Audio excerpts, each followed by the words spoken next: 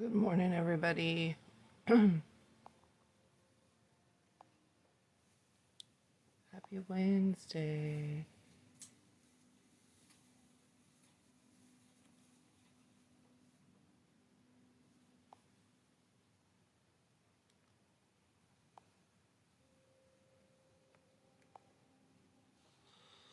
How is everybody? Welcome to the morning live.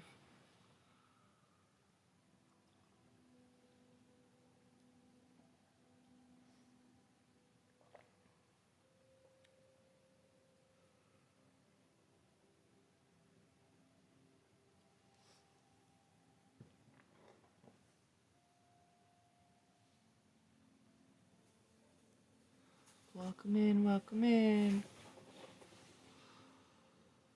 My cats are trying to destroy my Christmas tree.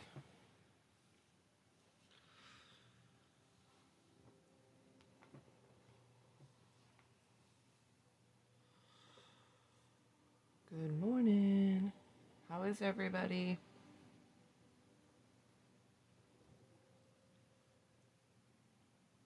This is my morning live. We work on motivation, manifestation. We are talking You Are a Badass today. It's a great way to start your day off right, learning different techniques, noticing where you're falling for your own bullshit and how to change it.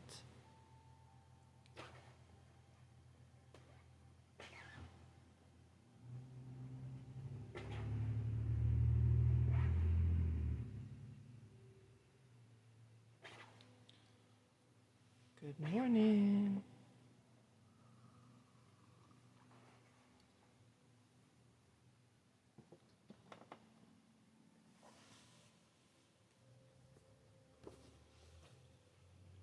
How is everybody? Check in, say hi.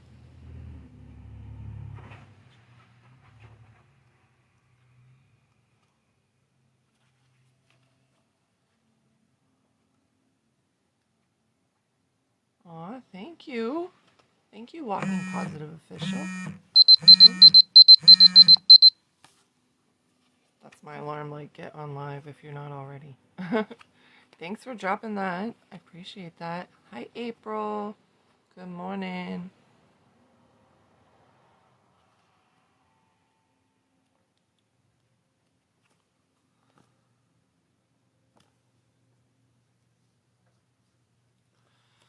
How are you? Are you at work?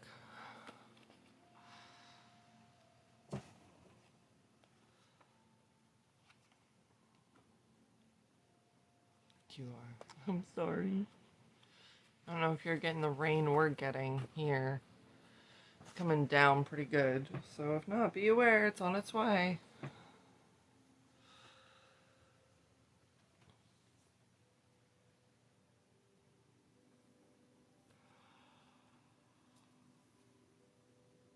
Yeah. Unless it doesn't go down, like, south that far, but we're getting hit pretty good.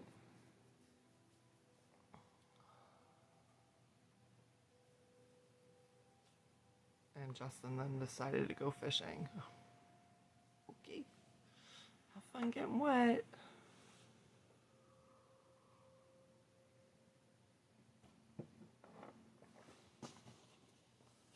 You have a wind advisory.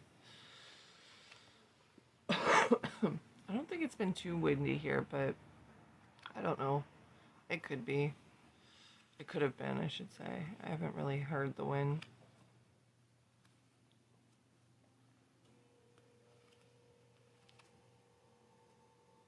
My cats are already crazy this morning.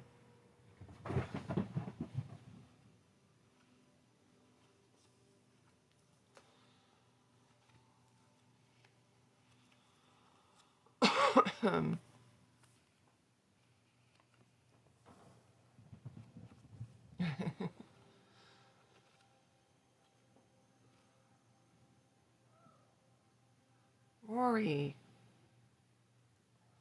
Of course, like Willow's in heat, or I don't know what's going on with her, so that's always fun.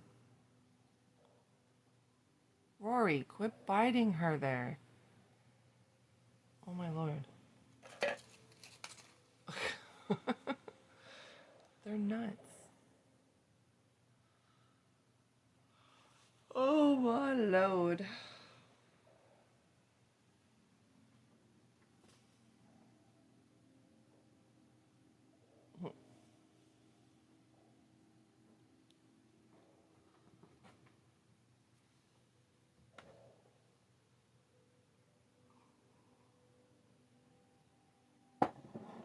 Yeah, I'm already on my second cup. I need coffee just to keep up with their energetic butts. Good morning, guys. Welcome in. It's morning already. I know, probably. I mean, what? It's 5 a.m. for you. That's crazy. That's crazy. Yeah, it's definitely morning already. I I did not want to get up this morning. Lexus came up. She's like, "Mom, it's almost 7." I'm like, "Oh shit, I gotta get up."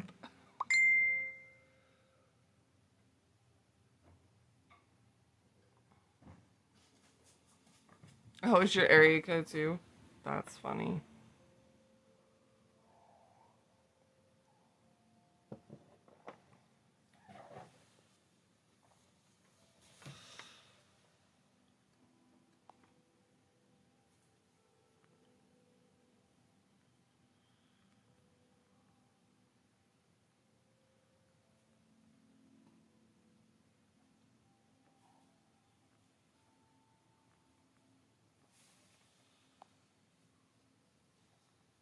You see it often. I can't. I can't. Yeah, I mean, I'm already almost through my second cup. Hello, toasted wine. Toasted wiener. Weren't you toasted wine?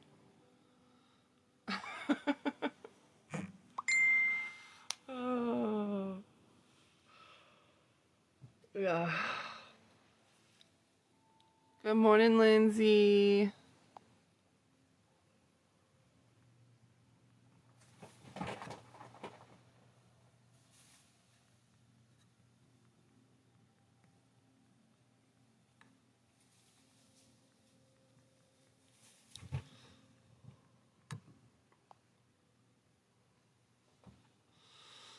I'm like, because I almost said toasted wine. I'm like, toasted wiener? What? How are you this morning, Lindsay? How's everything going?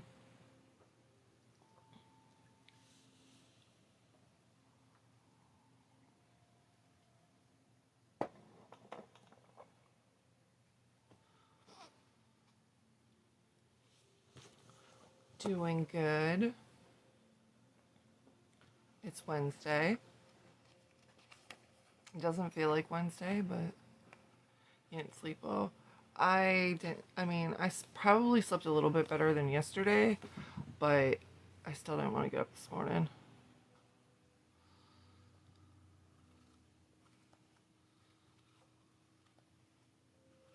Did you guys have a good night last night, Lindsay? At least.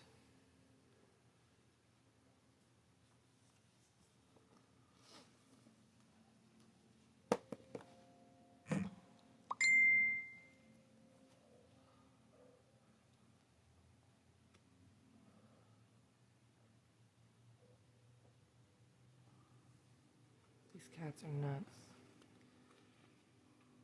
I have, those who don't know, I have two kittens. One's like 8 months old, the other one's like 3 months old.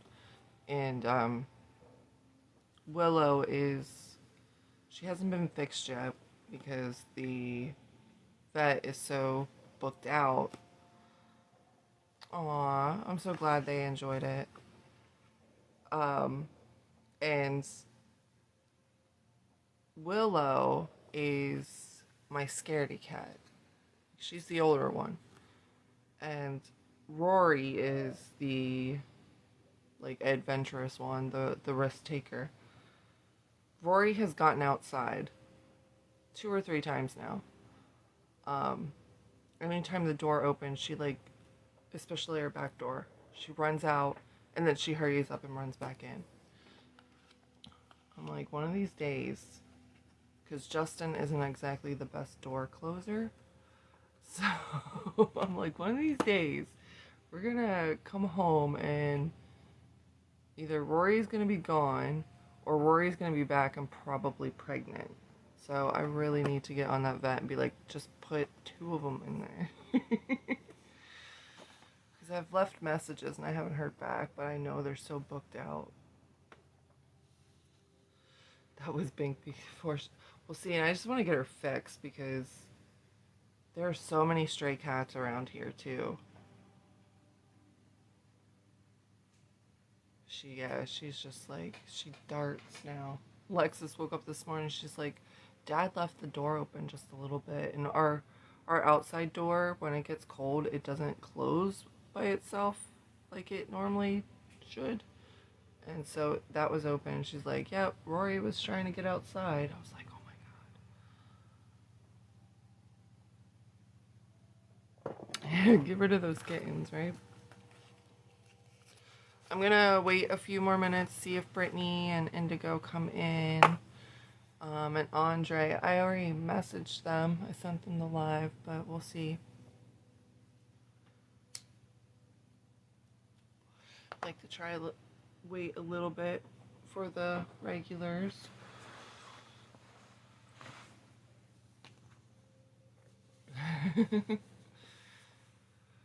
Probably go get another cup of coffee too before we get started.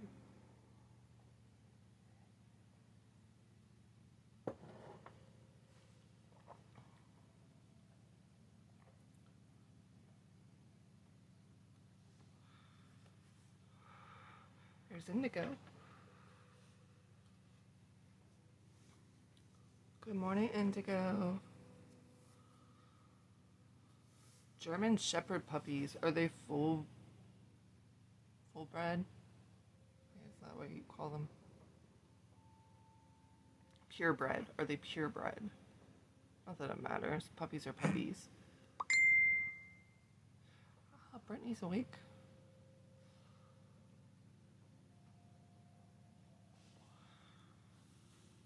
Nice.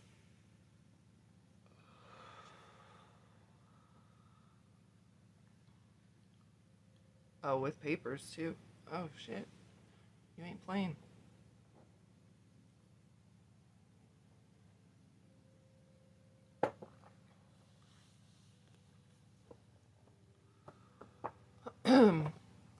There's Brittany. So before we do the morning meditation too, I'm gonna probably fill up my cup. But just so you know, we're on chapter 21. Good morning, Brittany.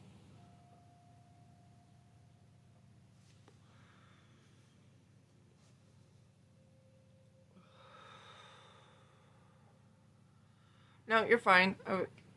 We're all kind of straggling this morning. It's all good. I'm going to go grab another cup of coffee before we do the meditation. So if you guys need to get your cup ready, go do that. And let me know when you're ready and we'll get that going. And then we'll get on the chapter. So I'll be right back.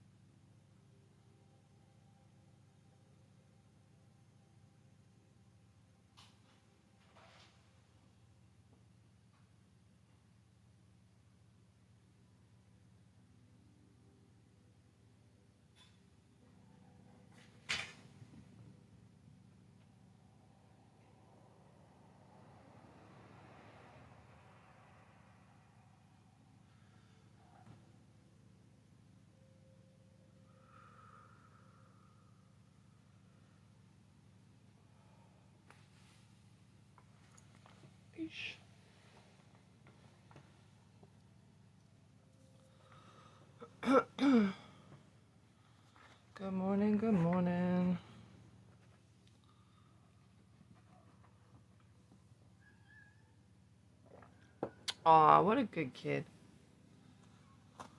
What a great kid.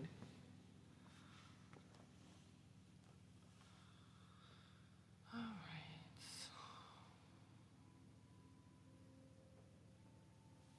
Is everybody ready for their 5 minutes of meditation?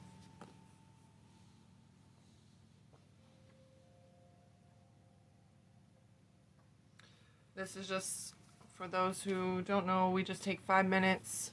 Close your eyes or don't close your eyes, but just take some breaths. Release the tension. Breathe it out.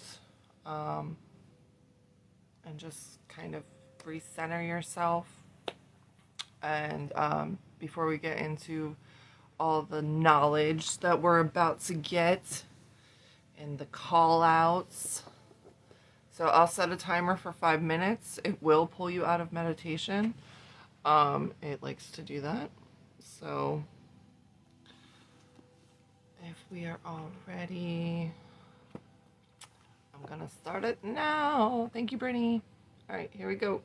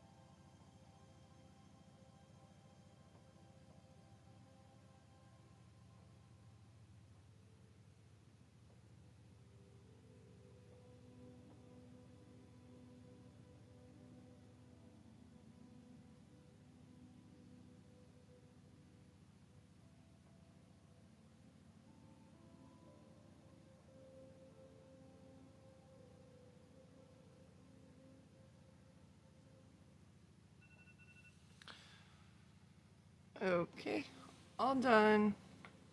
Good morning, Andre.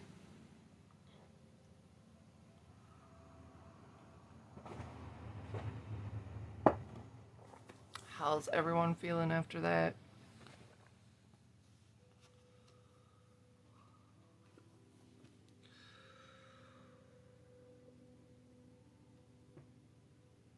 Oh.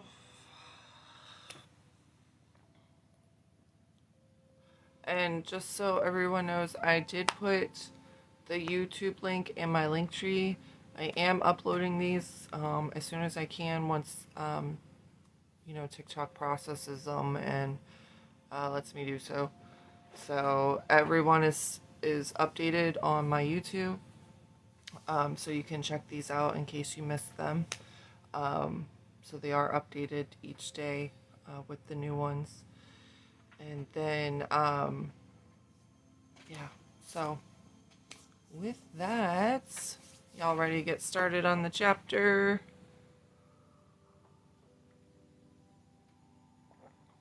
There's Trina.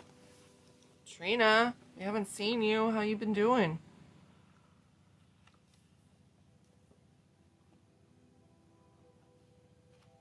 Good morning, good morning. I don't know if any of you guys saw freaking while we were in meditation, freaking Rory jumped on my back. If anybody had their eyes open. It's been crazy. I bet. Good morning, Amanda.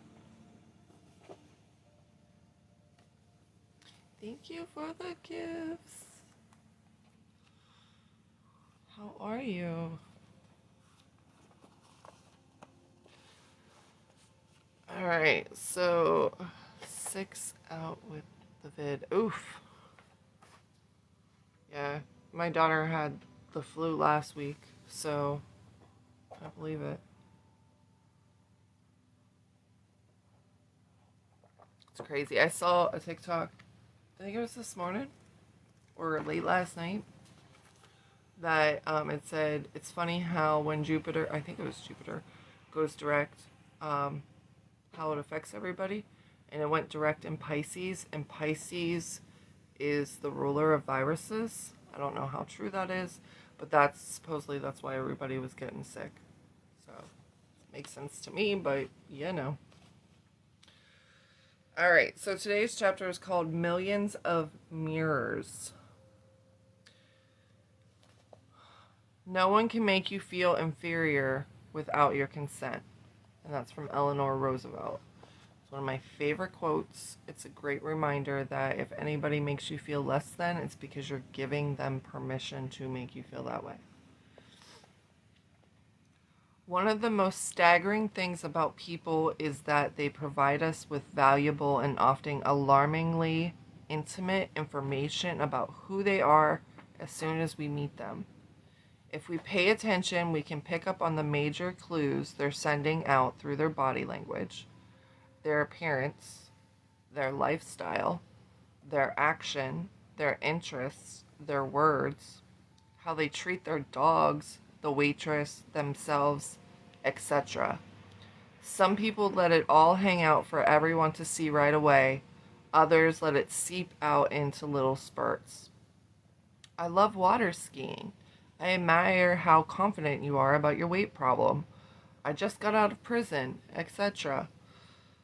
With the exception of the sociopath or the skilled pathological liar, the majority of humanity gives us plenty to chew on right out the gate.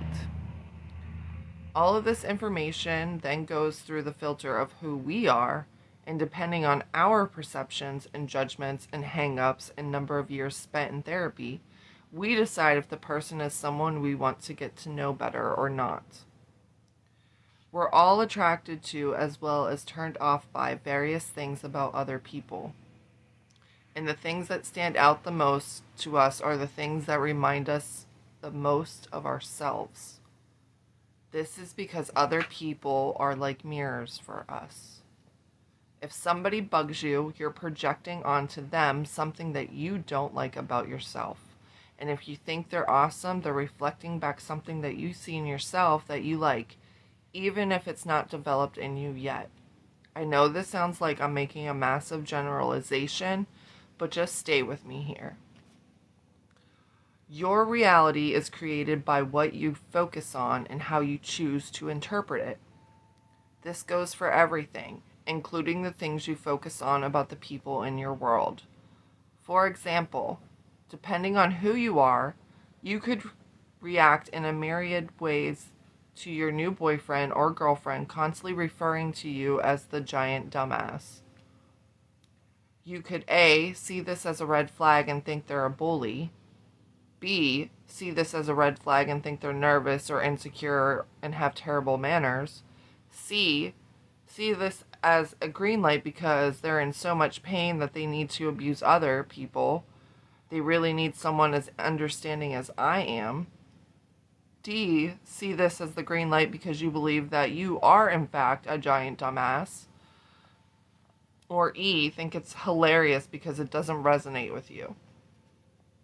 The people you surround yourself with are excellent mirrors for who you are and how much or how little you love yourself. We attract people into our lives for a reason, just as they attract us into theirs. We all help each other grow and figure out our issues. If we seize the opportunity to learn from instead of just react to by getting defensive or justifying our actions or whining about it, the highly irritating things other people do, it's our instead of reacting to the highly irritating things. Oh my gosh, I can't talk this morning. Irritating things other people do. It's our annoying friends or family members or clients or neighbors or lady on the train with the voice like a bullhorn who help us grow and see who we truly are even more than our beloved BFFs do, unless they're being momentarily annoying, and then we can thank them too. Don't miss the glorious opportunity to learn that's being handed to you by the person whose mouth you'd really love to stick your fist in. So, I know I say this a lot, and a lot of people don't get this when I'm like, everyone is your mirror, right? Because everybody is showing us things about ourselves or things that we believe. And it's always good to pay attention when we are, struck by an emotion about a person, or we're reacting, we're getting in the irritated mode, or maybe we're even fangirling or fanguying, right? Because then we can also acknowledge that we appreciate this person for a reason, because somewhere inside of us it's in there, right? And we can grow that too, because a lot of the times I see people glorify celebrities or whatever, and there's something about that celebrity that they admire, and that's okay, but you also have to realize that's what's inside you too.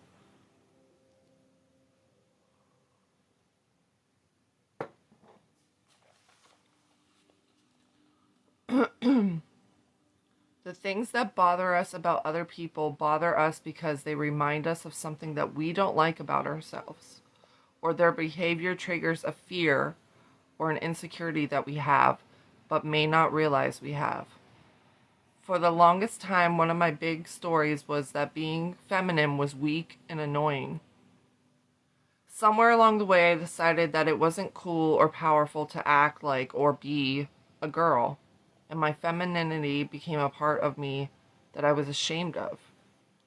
Hence, I was much less threatened by women who came at me with a power drill than a woman who came at me with an eyebrow pencil, which is why it's pretty hilarious to me still that one of my best friends is as girly as they get. I met her when we were working together in New York City, and I was instantly drawn to her because she's hilariously brilliant and sweet, and did a flawless impression of one of our coworkers walking down the hall with his ass sticking out that always left me doubled over, clinging to the furniture. Unlike me, however, she's a lover of girls' nights and mani-pedi dates and an eager ogler of engagement rings when summoned by the flattering hand of a soon-to-be bride, and a pro at the girly girl gang greeting arm raised high up in the air, head back, eyes squeezed shut, high-pitched, oh my gods, for all to hear. For this, we call her Pink. Good morning, Narita. A decade later, I'm living in Los Angeles, and Pink is living outside of New York City. Married with a bunch of kids, Natch. When she decides to take her first solo vacation since becoming a mom and heads to San Diego to see her best friend from college, she calls and begs me to drive down to see her. I agree, somewhat begrudgingly. It wasn't the 2-hour drive that bothered me, but the best friend from college, who I'd never met, but was sure was pinker than Pink. I imagined a full-on sorority scene, complete with painting our toenails while having a Meg Ryan movie fest and talking about how fat we'd gotten, but I loved Pink, so off I went. Good morning, Kim. Meanwhile, down in San Diego, Pink's best friend from college is less than thrilled at the prospect of Pink's best gal pal from her New York City days driving down from LA. Her eyes were also rolling at the potential estrogen bomb. So imagine our delight when we discovered that we were both equally as macho. Once we realized that the playing field wasn't as overwhelmingly pink as we feared it would be, however, we got the biggest surprise of all. Our inner neglected girls felt safe to come out of hiding. All three of us lost our voices that weekend, cackling and screaming, "Oh my God!" for all to hear. I wouldn't be surprised if a toenail or two even got painted. I don't remember. Was too drunk on wine spritzers. I'm still not the most enthused member of the bridal shower. And I'm not saying that you have to come around and like everything in this world that bothers you. But I'm saying that if you actively don't like something, it's because it resonates with you on some level. It has meaning to you. When you find yourself dealing with someone who irritates you, and you find yourself getting gossipy, finger-pointy, judgy, complainy, rising up and confronting the situation can do a hell of a lot more than just making your life more pleasant in the long run. It can help you heal and grow and just get out of victim mode, because it forces you to deal with the gnarlier aspects of yourself, the parts that make you not so proud. None of us care to admit that we're dishonest, conceited, insecure, unethical, mean, bossy, stupid, lazy, etc. But that's what's attracted you to the people you notice it in, and then to you, and them to you, in the first place. And admitting it is the first step in letting it go. Whee! If people are annoying in a way that has nothing to do with us, we either don't notice it or we don't get that hung up on it. For example, say there's someone in your life who you find to be an insufferable know-it-all. Every time you open your mouth to talk about something you did, she says she's already done it. Anything you know, she already knows, and knows much more about it. And she has to make sure, and everyone within a 10-mile radius knows how much more she knows about it. While you find yourself entertaining fantasies about putting her head through the wall every time you're around her, someone else might be hanging on her every word, unable to get enough of her fascinating and brilliant conversation. The reason she makes you crazy is because you, most likely, are also a know-it-all, or you worry that you are one, or you have insecurities about people thinking that you know nothing. Our reality is a mirror of our thoughts, the people in our reality included. So, who hasn't had that experience? Like, I know I have. I know I've looked at people and I've been irritated. It's probably the last one, right? Yeah, exactly. We're afraid that maybe we don't come off as smart when it comes to the know-it-all thing. But, like, I know that I've been triggered, and really taken aback and irritated with people. But if I really take a step back, like, will say I get irritated when somebody doesn't do something or they seem like they're just laying around doing nothing. It's because I judge myself when I take the time, like we were talking about yesterday. When I take the time for the rest that I need, I feel like I'm being lazy. So when I see others, especially in my household, I might be like, you're being lazy. Like, get up and do something. But they may need the rest. But here I am, because I'm worried that I'm being judged as being lazy. Well, I know that I get triggered by victim mentality. Yeah. Right. And same. And same. Absolutely. Yeah. Yeah, we definitely, I mean, and that's the whole thing, is just becoming aware. Okay, why is this person triggering me? Like, why are they irritating me? What is it truly that's bothering me? Right. When it comes to victim mentality, I'm the same way, Brittany. And I, of course, being a coach, like, and I try to be understanding, but there's so much going on in here, right? Where I'm just like, oh, please stop. Please stop. Say stop. Stop being a victim. But sometimes you know, it comes differently for people before they realize what victim mode is for them or victim mentality is for them, right? They're still not ready to accept their role and their responsibility in their choices. Um, but yeah, because I don't want to go back to that too. And I think that's why I get triggered as well.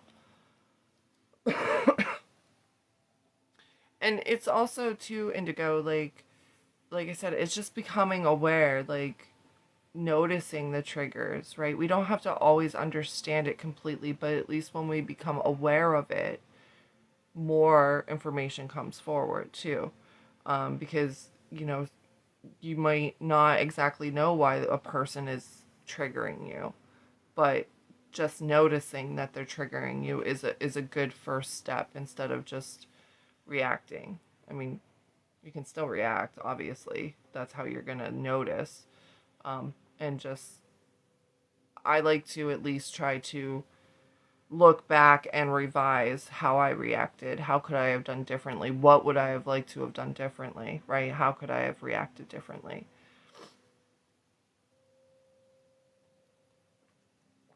Okay.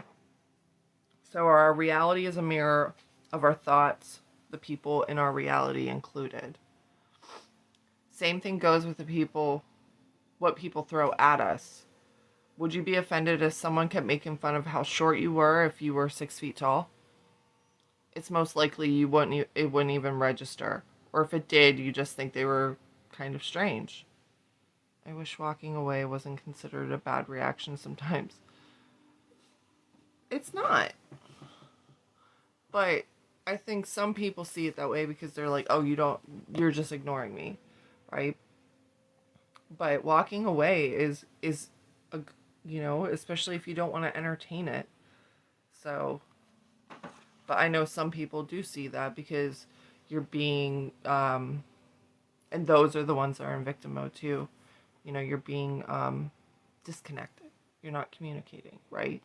Sometimes that gets thrown back in our face because that's what we say when we're trying to have communication. Yeah, exactly. Yeah, I got you. Yeah. But, I mean, yeah, it can become a cycle in that sense, like just repeating cycle, but it does eventually get broken.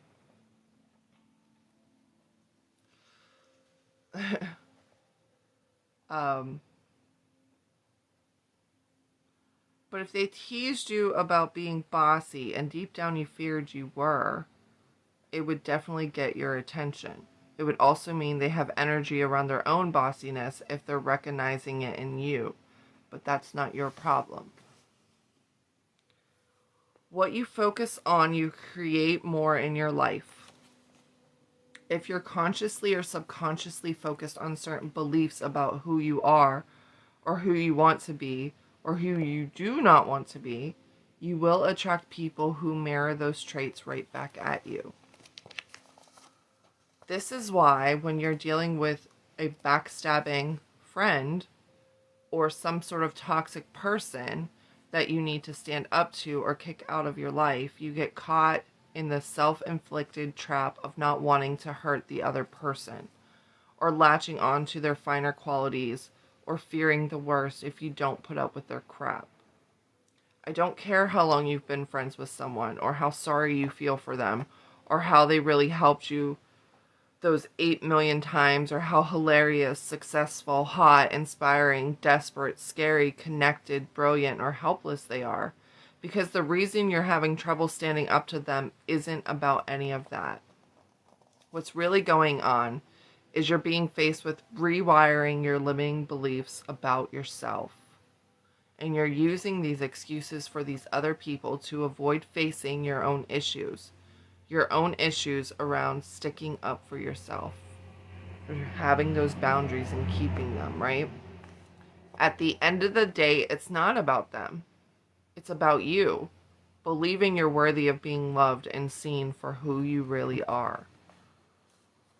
When we agree to let ourselves down in favor of supporting the bad behavior of others, it often stems from the same impulse. We're unwilling to make other people more uncomfortable than they just made us, right? We try to keep the peace. We try to keep, everybody else happy, and we'll sacrifice our comfort and our sanity sometimes to do so. And that's another thing we need to notice. Not terribly steadily in the old self-love department, is it? By making them uncomfortable, I mean declining to participate in their drama, right? Damn, called out again. By the way, not being equally abusive back. This isn't about getting an eye for an eye and sinking to a lower level. It's about standing up for your highest self. No matter if the person you're dealing with should choose to have the experience of feeling disappointed, feeling hurt, feeling inconvenienced, seeing you as a crazy person. It's about respecting yourself instead of catering to your insecure need to be liked. This is incredibly powerful because when you love yourself enough to stand in your truth, no matter what the cost, everyone benefits. You start attracting the kinds of things, people, and opportunities that are in alignment with who you truly are, which is way more fun than hanging out with a bunch of irritating energy suckers. And by declining to participate in other people's drama, i.e. refusing to rip people to shreds, to complain about how unfair the world is, etc., you not only raise your own frequency, but you offer the drama queens the chance to rise up too, instead of everyone continuing to play a low, lame game. Never apologize for who you are. It lets the world down. We all know someone who does not take shit from anyone, ever. We look up to these types of people with wide-eyed reverence, and would never dream of being stupid enough to present them with any of our BS or try to make them wrong. Why? Because we respect them and are usually kind of terrified of them in a healthy way. And why do we respect them? Because they respect themselves. So how can you get rid of your lame-o projections and judgments and grace the world with your highest, most unapologetic self? Number 1, own your ugly.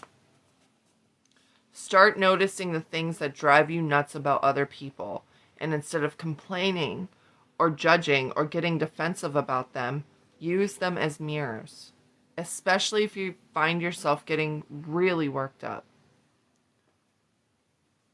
Thanks for sharing the live. Get mighty real with yourself. Is this quality something you have yourself, or is there a certain aspect to it that you loathe to admit is just like you? Or does it remind you of something you're actively trying to suppress or avoid? Or that you're actively doing just the opposite of? Or that you're threatened by? Become fascinated by instead of furious about the irritants surrounding you and get your learning on. Number 2, question your ugly. Once you discover what part of yourself you're projecting onto the person who's presently bugging the living crap out of you, you can start letting it go. Begin by asking yourself some of the very simple questions and diffusing the limiting and false stories you've been lugging around for ages. For example, if you're all pissed off that your friend who always late is late again, is pushing your buttons because you're holding on to some sort of truth about the way people should be with time. Good morning, Whiskey. Flip it around and ask yourself things like, in what ways am I always late? Or inconsiderate or unreliable? Or maybe it's, in what ways am I too rigid or controlling? Once you have your answer, ask yourself, who do I need to be for this situation not to bother me? Using the above scenario, let's say you discover that you're a lot more rigid than you care to admit. This is very valuable information because you now know that in order to be happier, you need to loosen your bone, Wilma. Stop insisting that people do things exactly the way you do them, especially the people in your life who have proven they most definitely won't. Notice where you're being ridiculously demanding, simply because it's become your habit, and it's not because it's really necessary, and constantly ask yourself, can I let this one go? By becoming aware of what we do, we can investigate why we do it, and then choose to keep it or drop it instead of blindly reacting through the habit. What am I getting out of being this way? As discussed in chapter 7, it's so easy once you figure it out. It isn't hard. We don't do anything unless we're getting something out of it, even if what we're getting are false beliefs. Using this scenario, some of the positive benefits of being rigid are that you're always on time. You get shit done. But there are also some negative advantages to being rigid too. You intimidate people into getting your way. You get to be right whenever someone messes up, which they'll do often if you really hone that rigid thing well. You get to be in control, etc. Once you bust yourself on the false reward you're getting from holding on to this behavior, you can see it for what it is.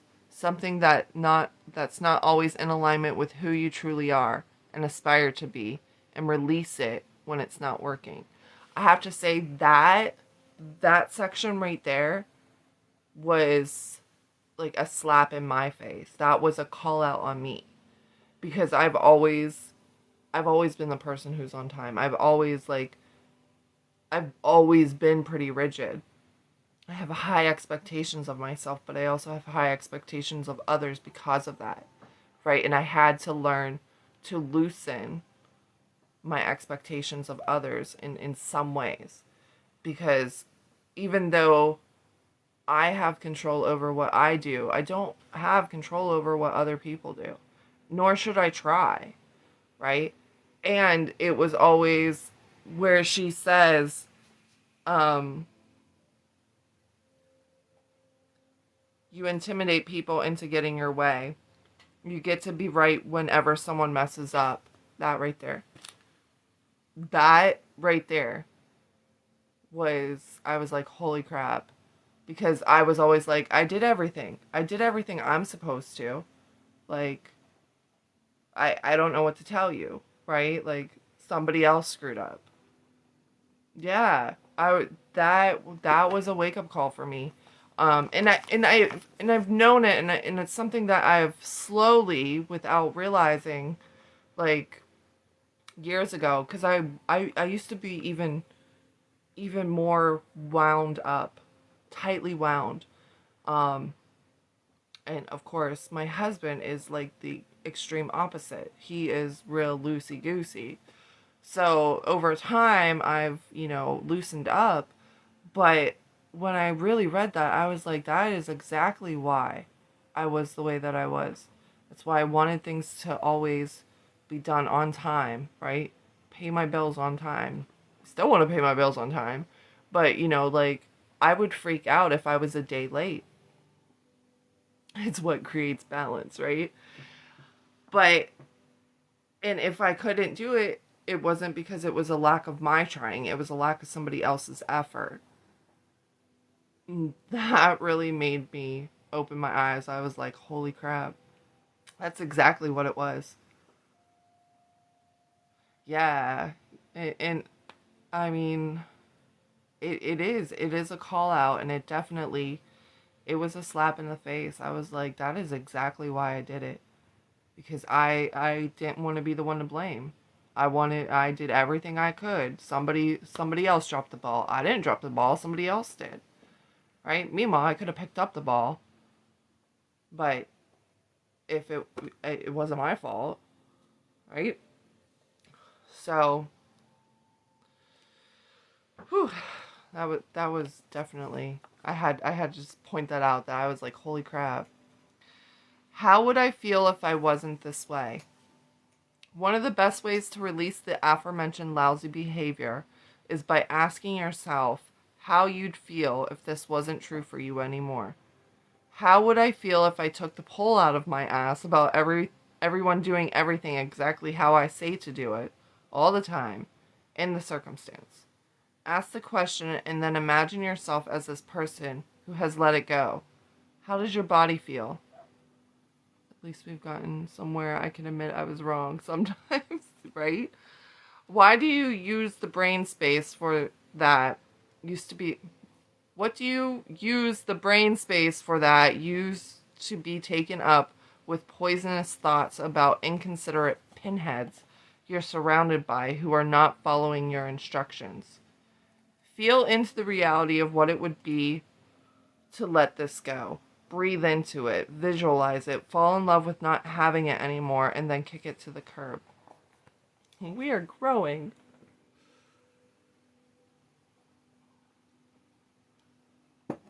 Number 3. Here's another slap in the face for me. Don't be an enabler. In the fuzzier cases where you're not sure what to do, but you really do want to help someone, recognize the difference between helping and enabling. When you reach out a helping hand, do you feel like they're pulling you down or that you're lifting them up towards their potential?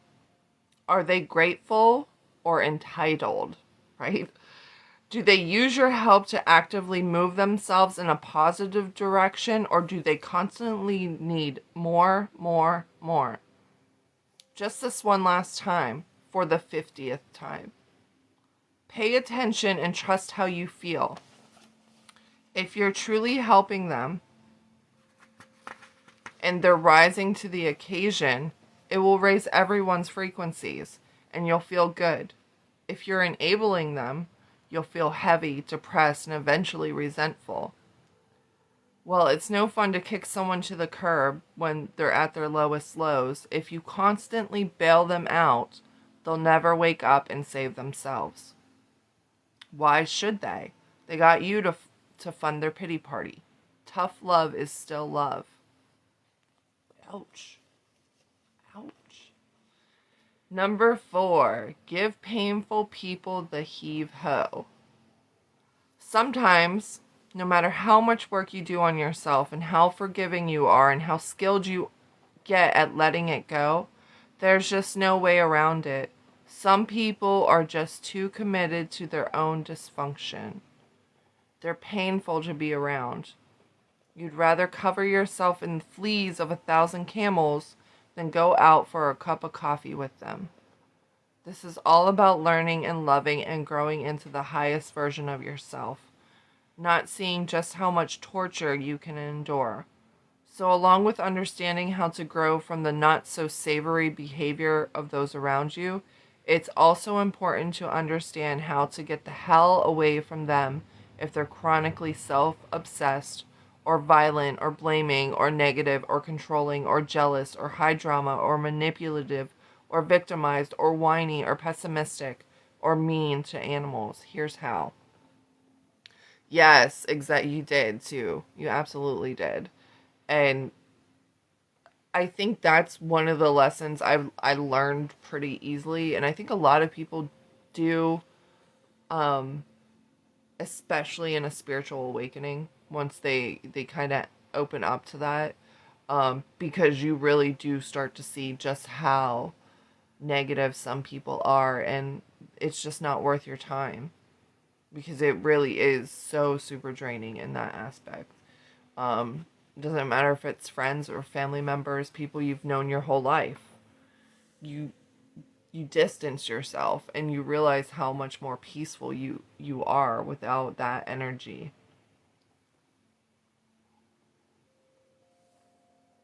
Okay. So here's how we heave ho the painful people. First, feed your head.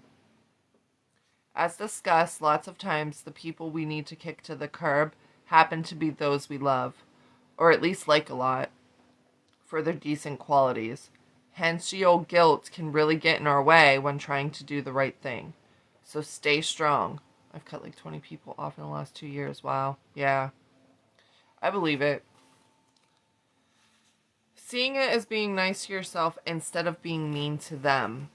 Remembering that you are rising up to be the highest version of yourself instead of shrinking down to their level can give you the strength you need to shake them off your leg. My circle is small, but it's for the best. Exactly. Next, hit eject. Another important thing to remember when yanking the weeds out of your garden is not to get involved in their drama. Cut the cord as quickly and simply as possible, with little to no discussion. If they're so oblivious to your feelings that you need to toss them out of your life, chances are very good they won't see it coming. So the discussion on why you need to end it could go on for the rest of your lives if you let it. Suddenly getting really busy, fade them out, wean them off you with zero explanation. The louder they scream, the busy you suddenly get. If having a conversation is unavoidable, remember, you've already decided that you want out, so don't get sucked into working through your decision or their problems with them. Simply say that relationship isn't working for you, that you don't like how it makes you feel, that you have to end it, and that it's not open for discussion. Make it all about you. Give them nothing to work with or argue on their behalf. And number 5, love yourself fiercely, loyally, unapologetically. Have a great morning. Have a great day, Trina. They were they will message when they want help. Just don't respond. Yes. And I think too, we do feel guilty when we're like, we're ghosting to a certain extent, right? With that. But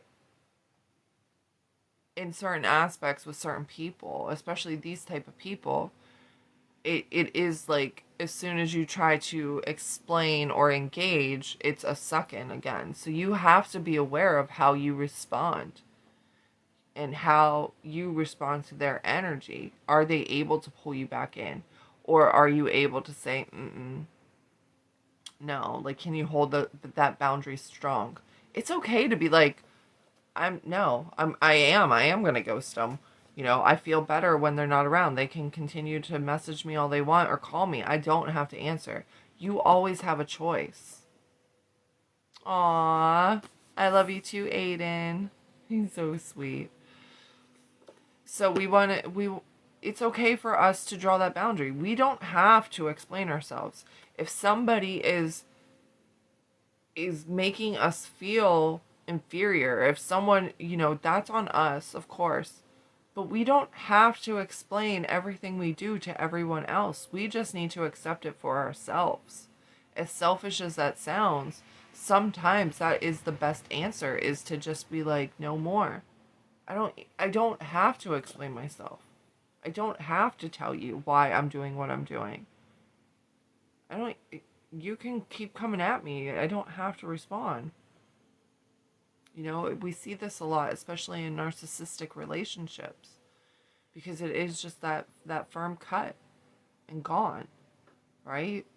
Because if you try to explain, you then become the bad guy, right? And this isn't about who's right or wrong. This is about feeling peace and feeling, you know, happy within yourself, but most importantly, feeling the peace. And no one should make you question whether or not your peace is worth it. And if they make you question that, they definitely, if it becomes, well, I can't believe that you're doing this to me, blah, blah, blah, blah, instead of them saying, well, I understand you need time and you need space. It doesn't matter whether this is a relationship, a friendship, or a family situation. You know, people should respect the space you ask for. Yeah, exactly. Doing what's good for you. And we have always been taught that that's selfish. It's not about the fight with the other person. It's about how you feel about yourself around that other person. Yes. And it's about finding that peace within yourself. And if that person steals your peace because you allowed it, right? Because so many years of that's just what you did, right? Or, you know, you just feel inferior to them, you know, it's your choice. Do you continue, or do you set the boundary and you take back your peace? What is more important to you? Making them feel good or making yourself feel at peace? I choose peace every time. Maybe not every time, but I try to choose peace every time. Because I'd rather be at peace than, I mean, it's not that I don't wish them well. I do wish them well. I envision everyone in my life to be in a better position, right? It doesn't matter what they've done to me.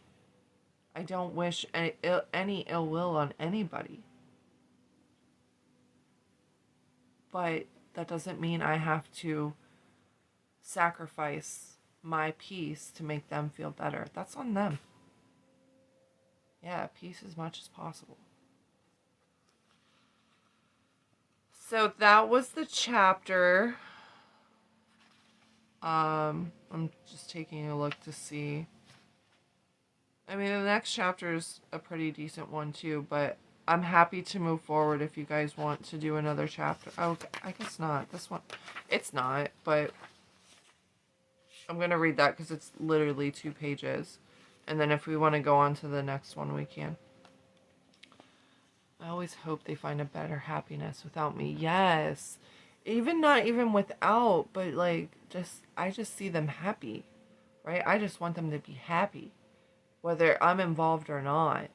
And because when they're happy, everyone else around them is happy, right? It's the same thing with us. If we're constantly in that negative energy and that whining and that complaining, everyone else around us is doing it too, or vice versa. And we have to be aware of that. And that's not where we want to sit, because then we're just keep recreating that negativity and that drama. Yeah, find someone who can support you in a way I can't. Exactly.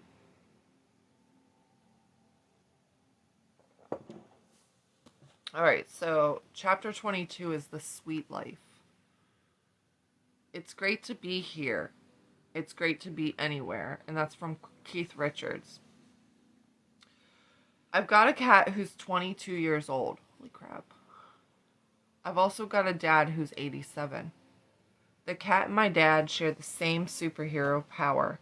They both have the ability to make me pay lots of attention to them and nicer to them than I am to anyone else. Anyone else not staring down the barrel of an impending mortality, that is.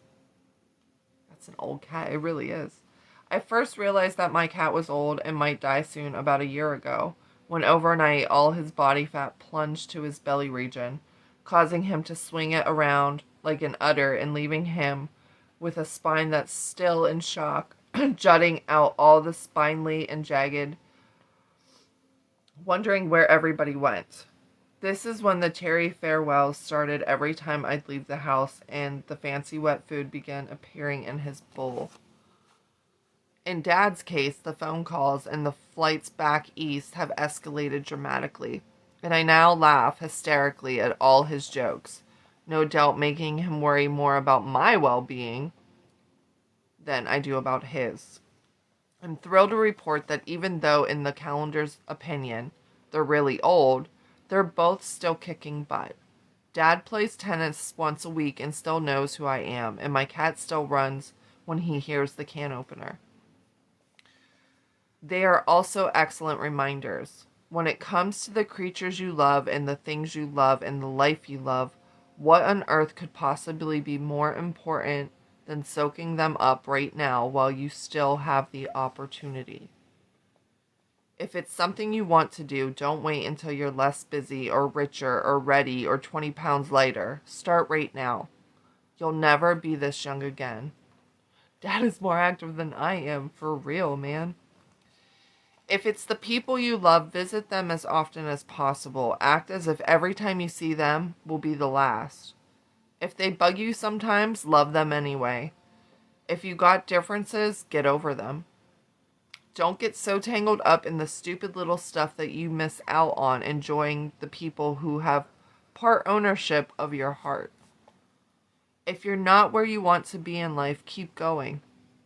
Treat yourself like you're the closest friend you've got. Celebrate the magnificent creature that you are. Don't let anyone mess with you and your dreams, least of all yourself. Your life is happening right now. Do not snooze it and lose. Love yourself while you still got the chance. So that was that. That's actually the end of part 4. Part 5 is all about how to kick ass. Did you guys want to go into that chapter? We're only at 9 o'clock, so I think with the chapter we just finished too, it's important for us to just really take notice of how people are triggering us and why.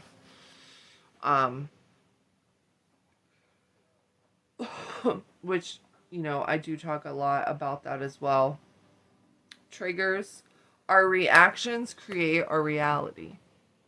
Our reactions create our reality. All right, so if we're reacting, we need to be paying attention to what we're reacting to and how are we reacting. Is our reaction going to create what we truly want, or are we still stuck in this pattern, in this cycle, right, of bullshit that we don't want anymore because it's comfortable? It's because it's what we're used to doing. And that's fabulous, Whiskey, but it's also you becoming confident whether he's there or not, knowing that everything is fine. Everything is happening the way it's supposed to.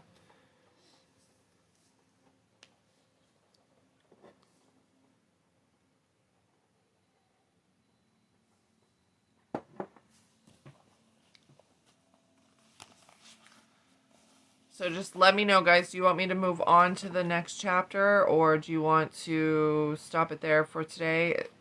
I'm good either way.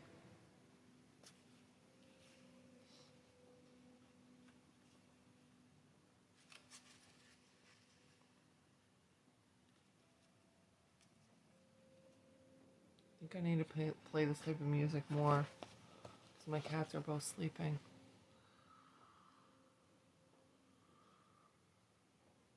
You want to move on? Keep moving forward.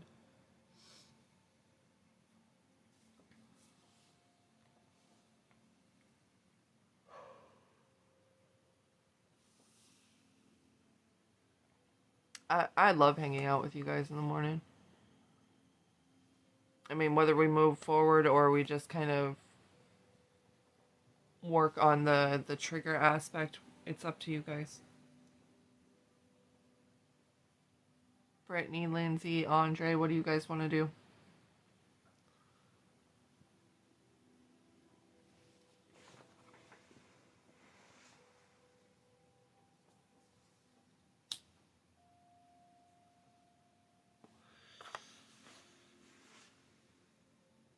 You want to move forward? Okay.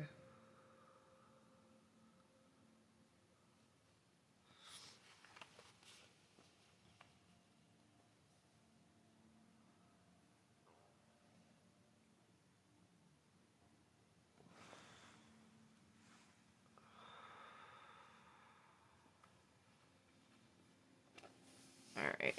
So with this chapter, it is called The Almighty Decision.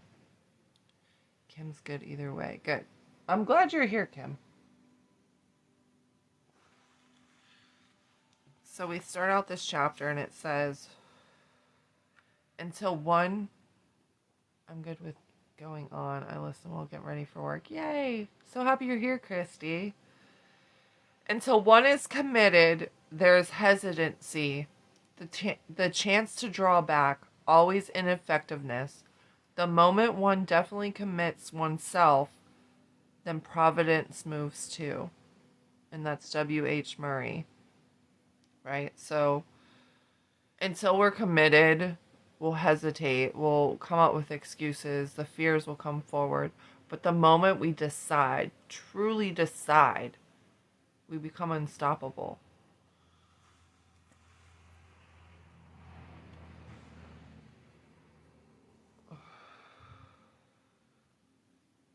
I love this story.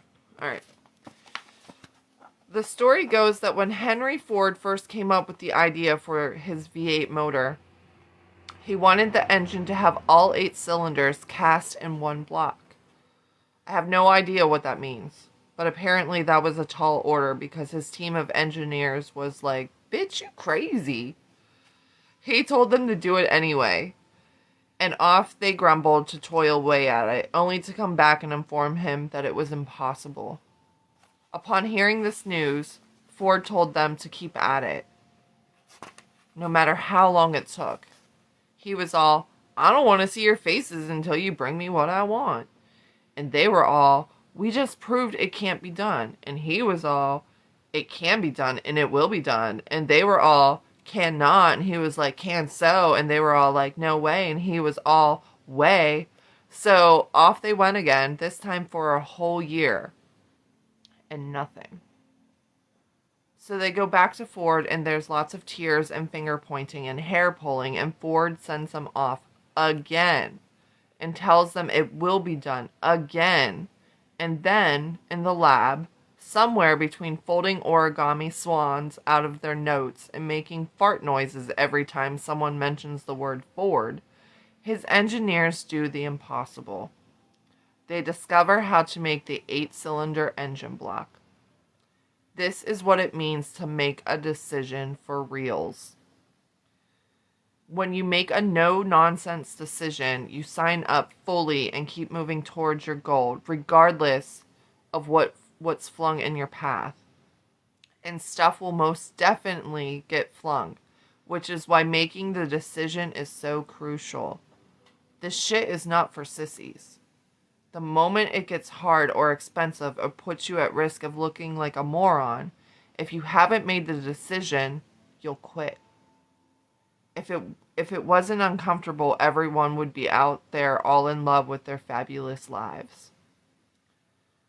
I just have to put this in. That right there reminds me of the movie A League of Your Own, where he's like, it's the hard that makes you great or something like that.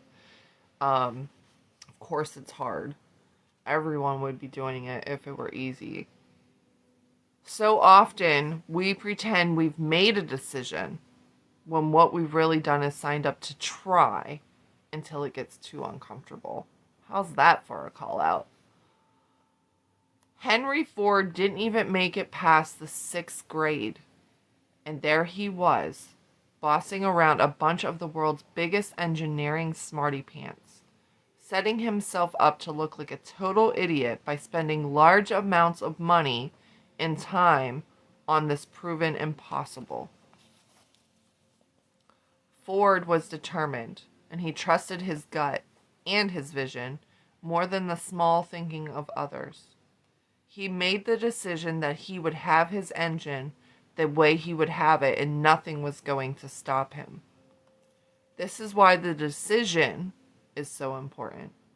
If you had an idea and had to go up against a room full of people who knew better than you did and demand they do what you say in spite of all the proof they had against you, would you stick to your guns?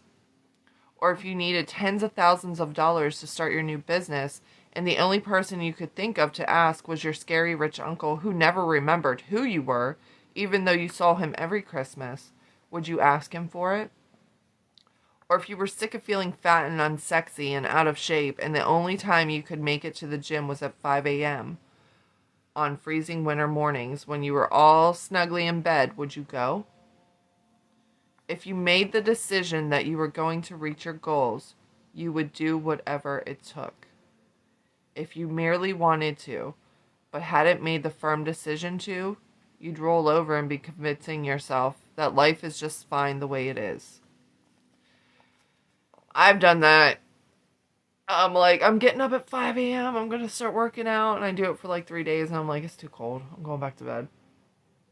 I get it. I get it. There are times where I'm like, yes, I want this. I do. I want it. But she's right. I just want to try until it gets uncomfortable. And then I'll just roll over and go back to bed because sleep. I like sleep. But if I truly wanted to make that physical change, and I have done that. I have done it. I've had incredible progress. I've been ripped, I've been fat, I've been all of that, right? I've made those changes and I've done it, right? I've made commitments in the past and I've reached my goal. But then there's times where I'm just like, I'm okay with where I am.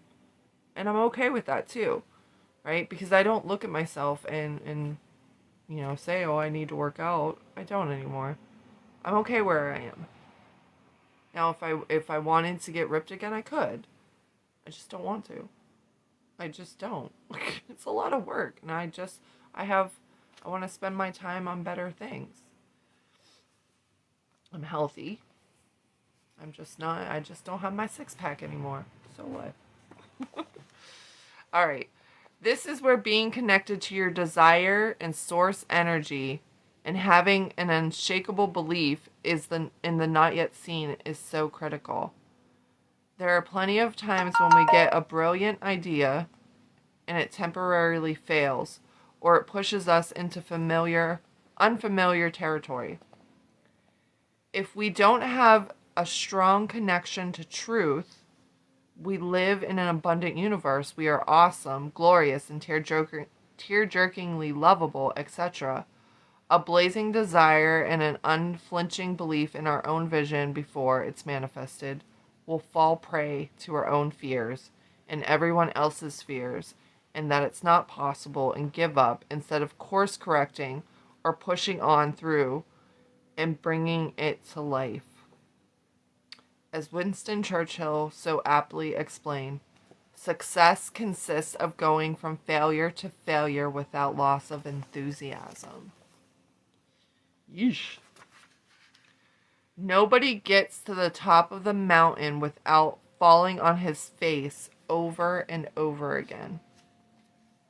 By the way, back when Henry Ford insisted to a room full of annoyed engineers that his V8 engine could be built the way he envisioned it, it was after he had already gone bankrupt in his first attempt at creating an automobile empire. So at the time, he already had plenty of proof that he was capable of failing on a massive scale. But his faith in himself and his vision was so strong that he stuck with it in spite of all the evidence around him that pointed to big fat loser, and became one of the most successful entrepreneurs of all time. Temporary failure is all the rage. All the kids have done it. Michael Jordan was cut from his high school basketball team for lack of skill.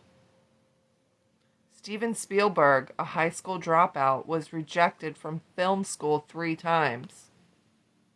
Thomas Edison, who was dubbed too stupid to learn anything by a teacher, tried more than 9,000 experiences.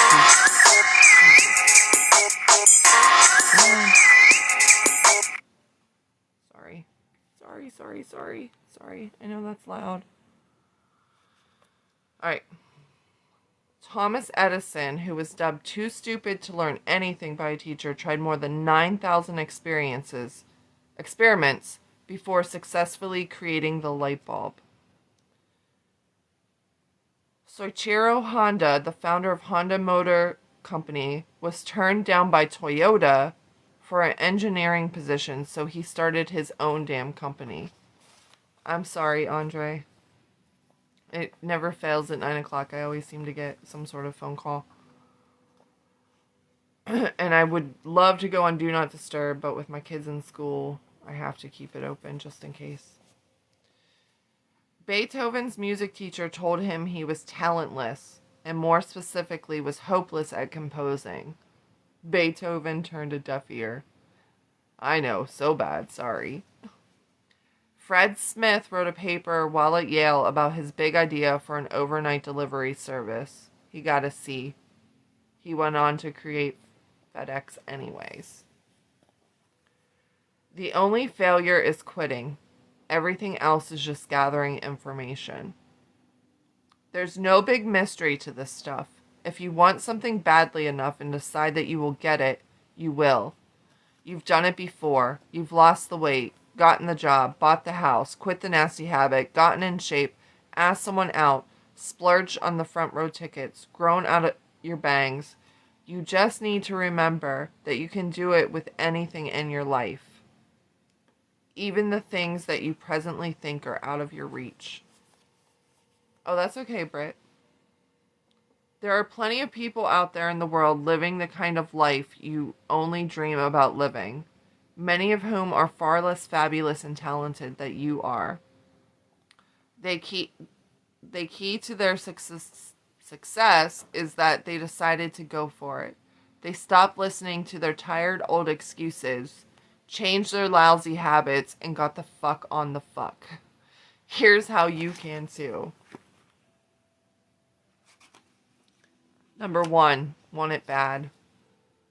You need to have a 10-ton gorilla of desire behind your decision, or else you'll wimp out the second things get hard. It's like people get hypnotized to quit smoking when they realize they don't want to quit, or who try to lose weight when they're more excited by pizza than being able to look down and see their feet. It never works. A few months ago, I dragged my ass to yoga class for a solid week, even though I just so did not like doing it.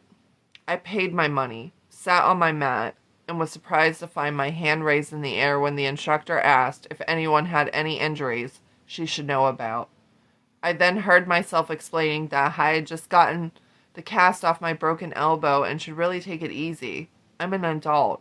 I'm very busy. I spent money on that class and then lied so I didn't have to participate. I did have a cast, but it had come off about 8 months earlier. I spent the majority of yoga week quietly napping on my mat and conjuring up my best wincing and pain face in case she was looking at me while I was half-assing down dog. It was ridiculous. If you're going to push through major obstacles to reach your goal, you can't just want to.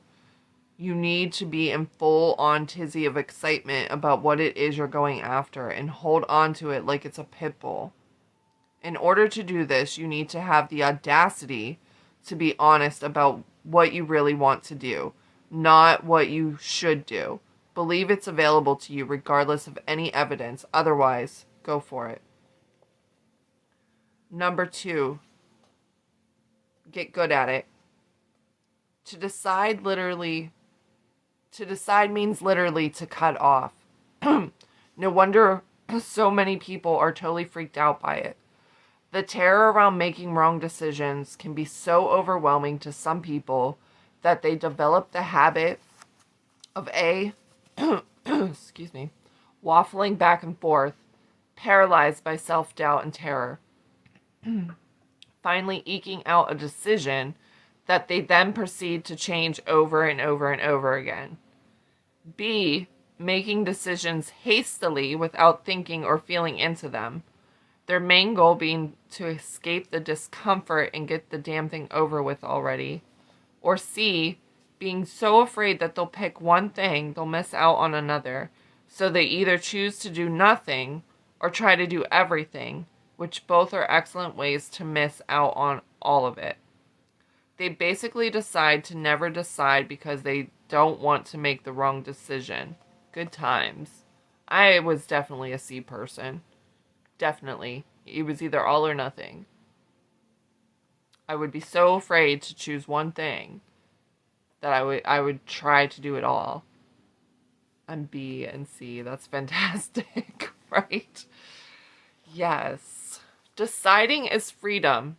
Indecision is torture. I know, I'm a Libra. Thank you.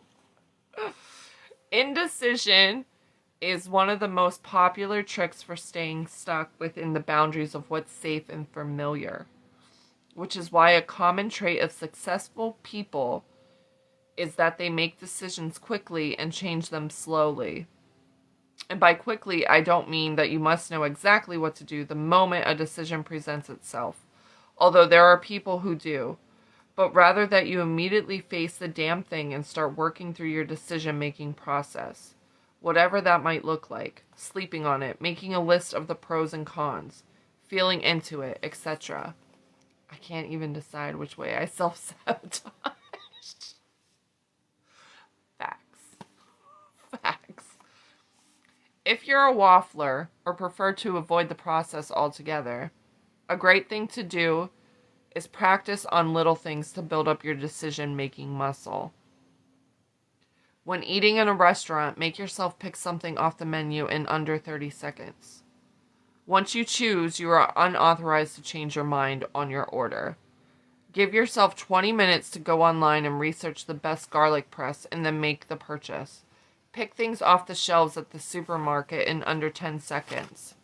Knock yourself out of the habit of being a deer stuck in the headlights by demanding you wake up and choose something. Bonus points if it's something you don't normally get. Yes. If you're someone who needs to sleep on it or mull it around a bit, give yourself a deadline. Don't leave it open until you decide and risk waking up 40 years later, finally sure of what to do long after the opportunity has passed you by. Pay attention to how much time you need to decide, overnight, a week, a month, and demand of yourself that you figure it out by then. That's not fair, right? If you're wired for making instant decisions, practice tuning into your intuition and fully trusting what it says, regardless of what your brain may be screaming about. Get quiet, listen for and feel into the answer, and practice acting on your first solid impulse. And whoever you are, please stop saying how pathetic you are at making decisions. Erase the phrase, "I don't know," from your vocabulary and replace it with, "I'll know what to do soon enough." It's a process. Decide to become the person who makes quick, smart decisions, and you will, right?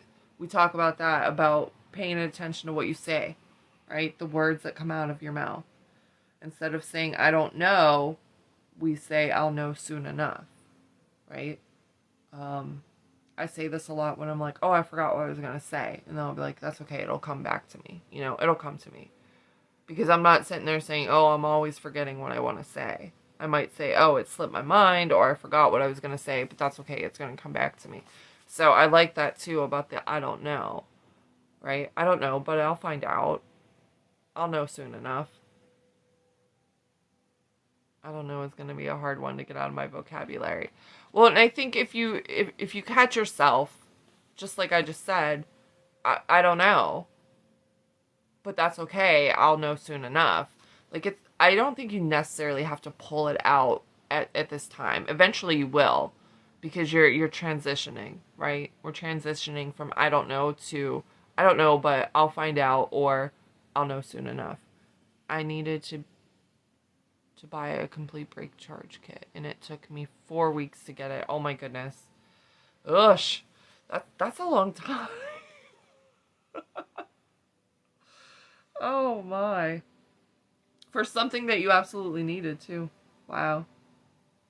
Number 3, eliminate the negotiation process.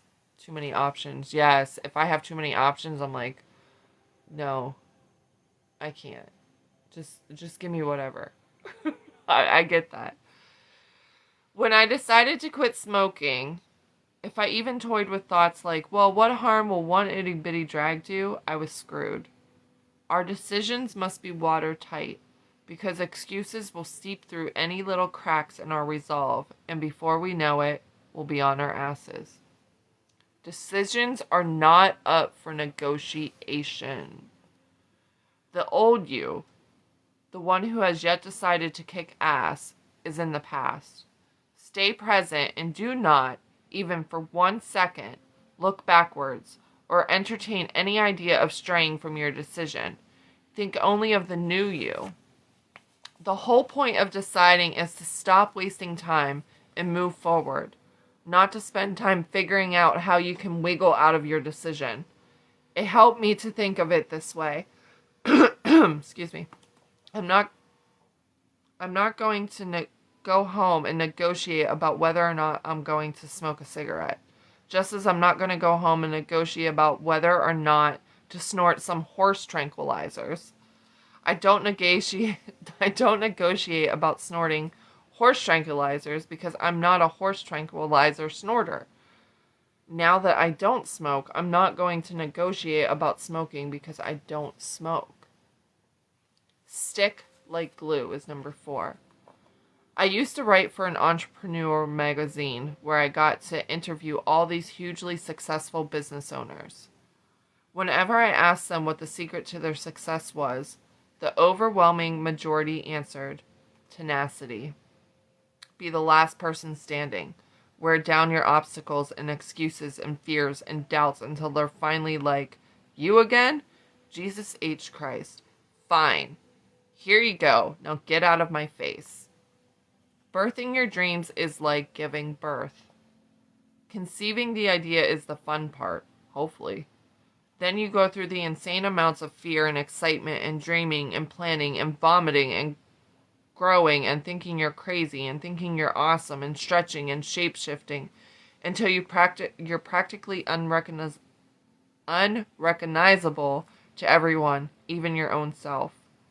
Along the way, you clean up your puke and massage your aching back and apologize to everyone whose heads you ripped off in a hormonal killing spree.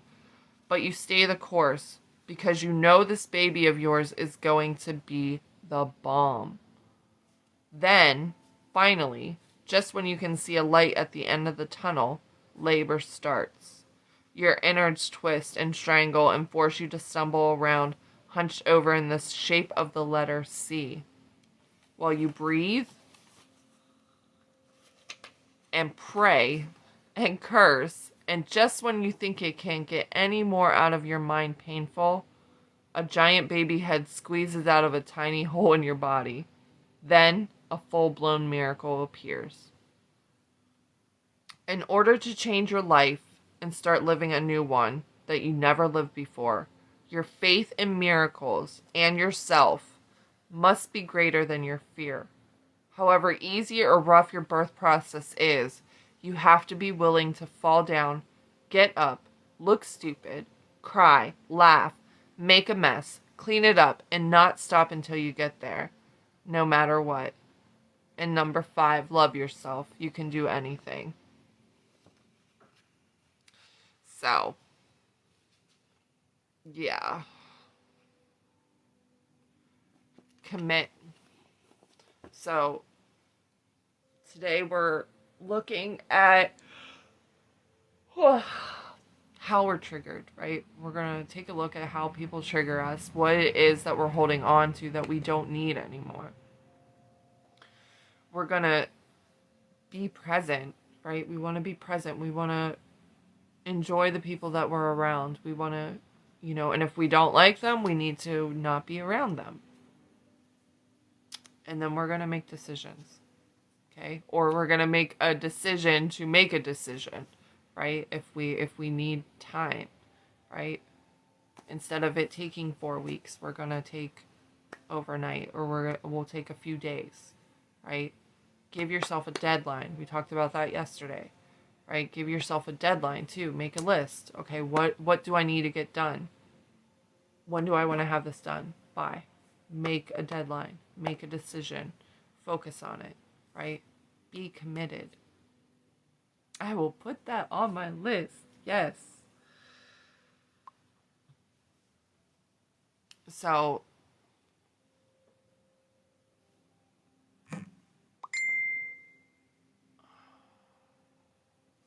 Brittany's not getting allowed back in.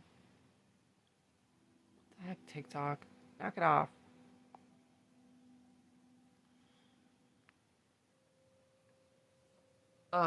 So today I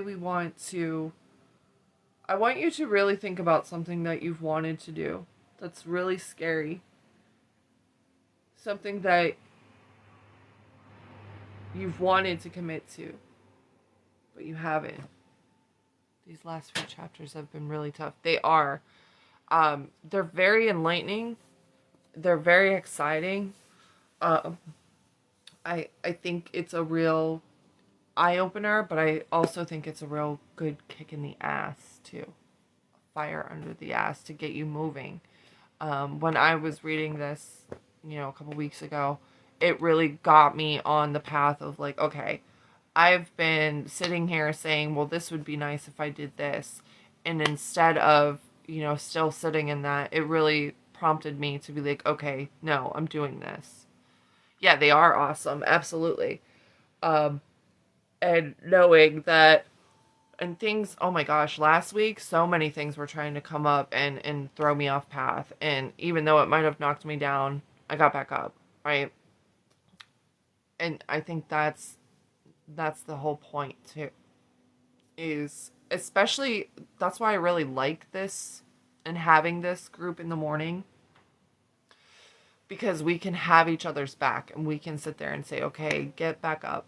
All right, we got this. We're doing this. No more excuses. We want different. We have to go after it. I don't know. My fear is to learn tarot, I guess, because I was afraid of my gift. So, what's holding you back now? What's the fear? What's the fear about it? Not being good? Interpreting things wrong? Like, what's really the fear? Are you afraid of looking stupid? You know what I mean? Like, and I'm just taking it from the book, right?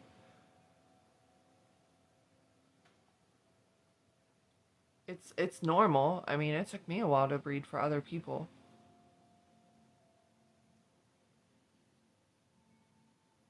The backlash and not being good. The cards don't call out to me.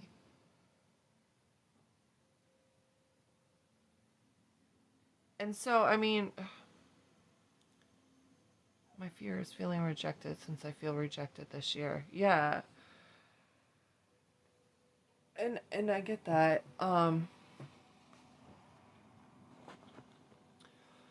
So we know my fear. It's it's asking yourself too, like, is the fear, are you willing to allow the fear keep you stuck? What do you really want? What is it that you truly want? Can your faith in having it be stronger than the fear, the worry, the backlash, the rejection, right? Can your faith and your commitment to what you truly want be stronger than that fear? If you're rejected, are you going to die? Chances are no.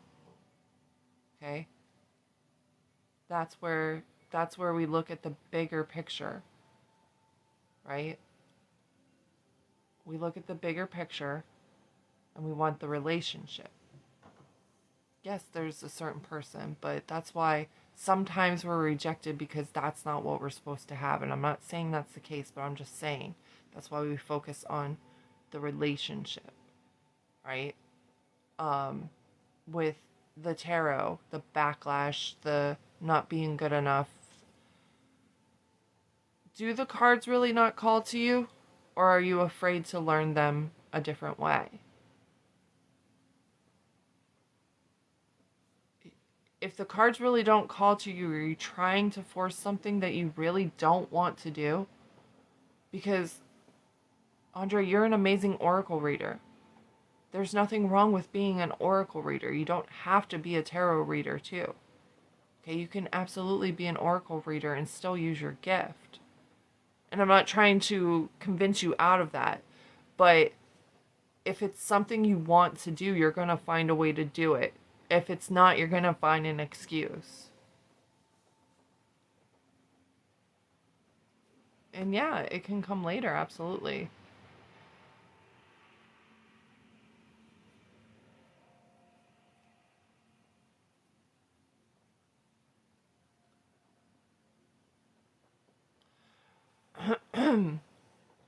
And again, the cards really don't call to me because I wanted top shelf cards. Well, I mean, you don't have to use top shelf cards. I have a friend on here, she literally buys $9 cards off of Amazon because she's so rough with them. Right? They're like your most basic cards. Yes, I love having top shelf cards too. But it all depends. I cycle through mine. They don't like I love the Lightseers deck. It was one of my first stacks that I connected with, right? And it's overused and everybody has it, but I didn't care. The cards don't have to fly out. The cards don't have to fly out. You can cut the deck and you can pull from the top of the deck if you want. They don't have to fly out. I do both. I cut the cards. I let them come out. It all depends on what you want to do. You don't have to shuffle and wait for them to come out. I'm putting a tarot course on my list of things to do. It's not my top priority right now, but I will have a tarot course. So if anybody wants to learn it, I will have that. I have had cards for 30 years and only in the last 5 years have I been feeling them. Yes. Yes. Same. I've had tarot cards for at least, like, I was into it when I was in my 20s. I put them down. I bought them again, like, about 17 years ago. And I would play with them and, for myself.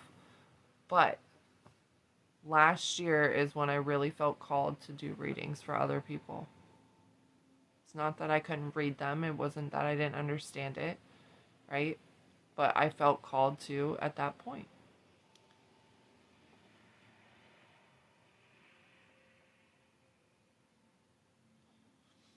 Yeah. So, I mean, it can just come down to just learning what they mean. Or just looking at the the pictures and intuitively pick it up. Try different things if that's what you want to do. Don't say, I'm afraid of not being good enough, because chances are, Andre, you're right on point. You probably don't even need the cards. It's just a comfort. It's just a comfort for you, and it's more of a comfort for the other person so they can see why you're getting what you're getting.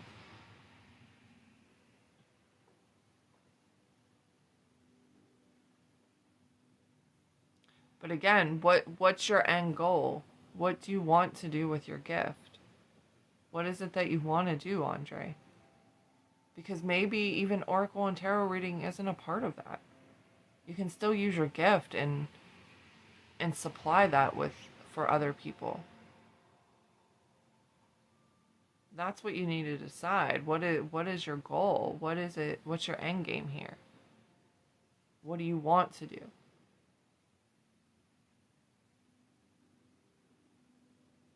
You have a hesitancy with the tarot, and again, it's the belief that you're not going to be good enough, which we can really bounce through because you're incredible with Oracle. Why wouldn't you be incredible with tarot? To be Therapist Tarot and Oracle Andre. Okay. But do you need the tarot to kind of be that? Otherwise, I would say at this point, if it's the tarot that's really stumping you, honestly, like, learn it traditionally. Learn the meanings. Get good with the meanings, right? And the definitions. Learn it with 3 cards, right? Don't try to do a 10 card spread. Do 1 card a day.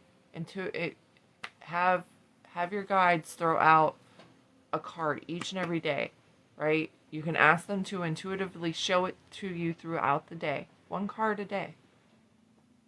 And, journal it. And then at the end of the day, rewind your day, see where it showed up, go look at the definition, study the definition, and see how you can connect the 2 of them. So like for me, when the 7 of Swords comes up, yes, we know that's deceit, and we know that's, we know that that's, somebody that could be lying and stealing and all of that. It's somebody being deceptive. To me, it's also somebody avoiding. It's somebody avoiding what they truly feel, so that they're stuffing their feelings. Okay? They may be stuffing their feelings, trying to avoid what the real issue is. Okay? They're hiding the real issue. There's light being shown on their problem, and they're just stuffing it away, right? And they're hiding it, and they're running. They're in avoidance mode. Okay? So there are different things that will come up in your day like that. Yeah, I got a workbook for that to help the meaning. But you haven't done it.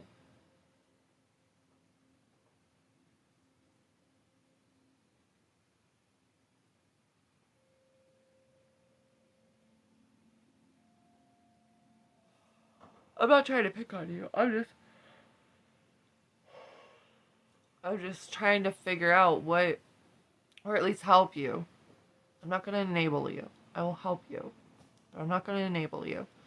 To really push yourself through this roadblock. If that's truly what you want, you're going to push yourself. Oh, okay, you started it last night. Okay, cool. I'm glad you did that. I didn't know if you've had, because I've had workbooks and stuff for years. And I'm like, sounds like a good idea. And then I get it. I'm like, no. The first card was the death card. How interesting. Your first card is the death card. Transformation and letting the old Andre die. The one who comes up with excuses and keeps him from moving towards what he really wants. I think that is one hell of a card to get first.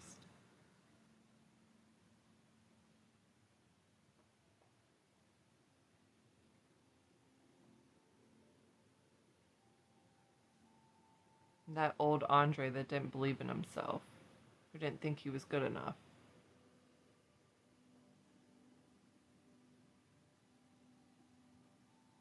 Transforming into the much more confident Andre. Nope, I take her out of it. Take her out of it. This isn't about her.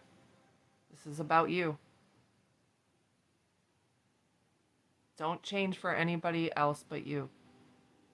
Don't become more confident and more self-assured for anybody but you. Love her to death. You know I love her to death. She's my sister. But nope. No.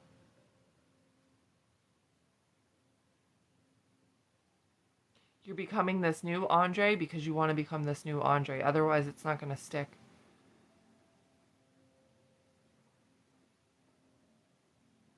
You want to make changes for you, not for anybody else.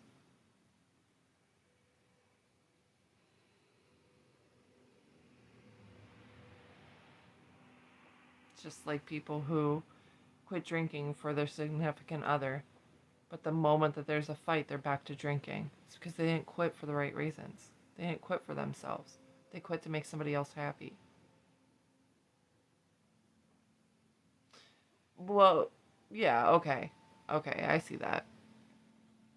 The old Andre was full of self-pity and victimized, and which we all were. We all have a version of ourselves like that. The new Andre is stepping up and committing to being the version he wants to be at whatever cost that is. The one who wants to be in a healthy, happy, fulfilled relationship.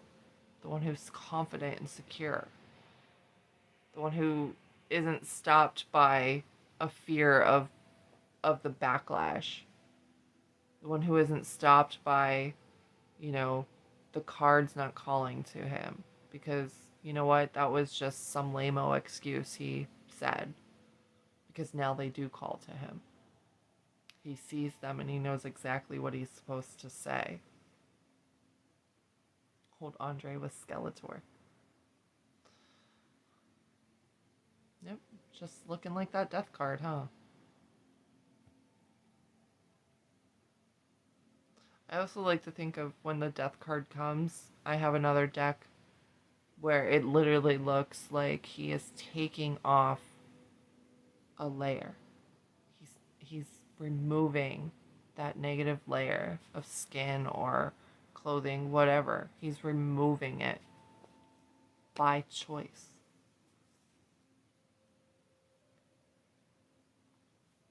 So it's removing the old that no longer fits, that no longer suits us, that no longer looks good on us.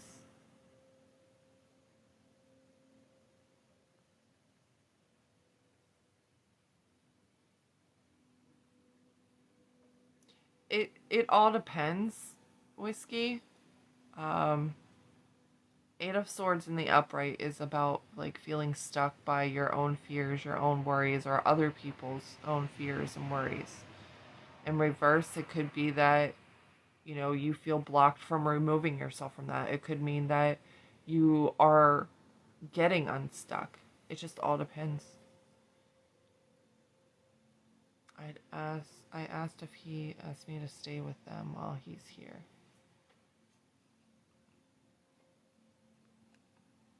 So, I mean, in that sense, I mean, it could be that he's starting to, let those go.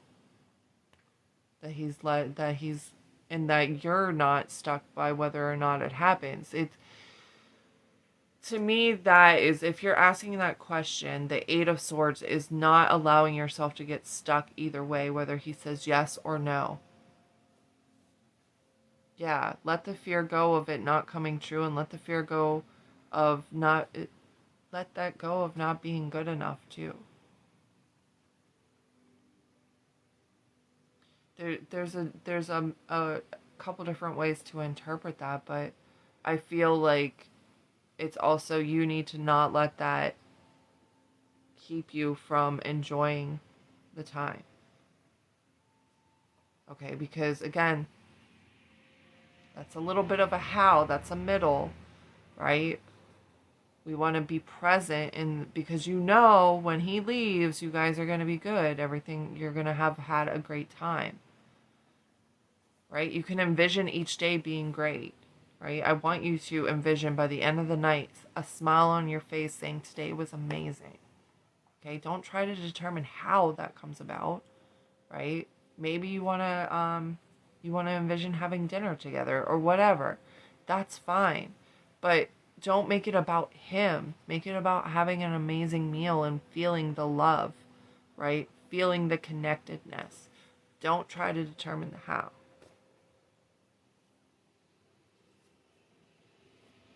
I hope. I'm good. How are you? I'm about to hop off because I do have to get ready for my day. But